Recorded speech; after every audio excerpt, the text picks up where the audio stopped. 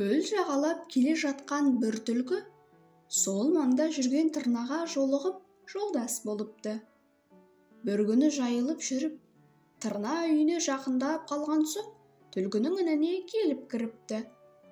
Бұлардың ізіне аңшы түскен екен. Ол да інге келіпті. Сонан соң енді ешқайда кетпейсің деп, түлкі інінің аузын қаза бастайды. Біраз төменірек түскен соң, түбіне еркін жетеді-ау деген кезде інге шыбық салыпты. Шыбығындегі түлкі мен тырнаның денелеріне тиіп, осқылап зықысын шығарған соң, тырна бүрісіп отырған түлкіге: «60 амал түлкіде, 62 амал адамда» деуші еді.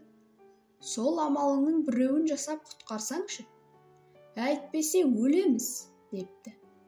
Сонда қылшылдаған түлкі: «Амалым құрыды» депті бүрісіп. Шыбықтың қысымынан өлетін болған соң, тырна былай депті: «Олай болса, менің бір амалым бар. Соны қолданып көрейін. Сәті түссе құтылып кетербіз». «Онда сол амалыңды тезірек істе» депті түлкі сасқалақтап.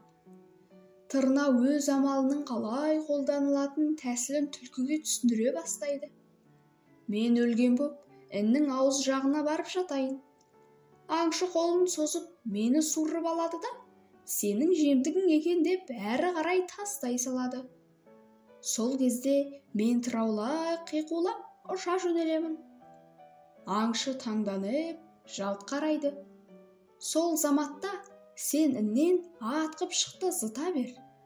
Осыны айтып тырна іннің ауыз жағына барып жатады. Аңшы шыбығына ештеңе іліне қоймаған соң қолын салыпты. Ішкерлете созған екен. Қолына тырна ілігіпті. Аңшы суырып алып қарасам, мойны былқ-сылқ етеді.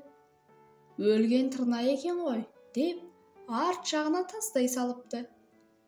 Сол кезде тырна тыраулай жорғалап, қиқулай ұша жөнелепті. Аңшы «қап» деп артына жалт бұрылған мезетте, түлкі де іннен атып шығып, қалың бұтаның арасына қойып кетіпті. Сөйтіп, тырнаның тапқырлығының арқасында тырна да, түлкі де аңшының қолына түспей аман құтылып кеткен екен.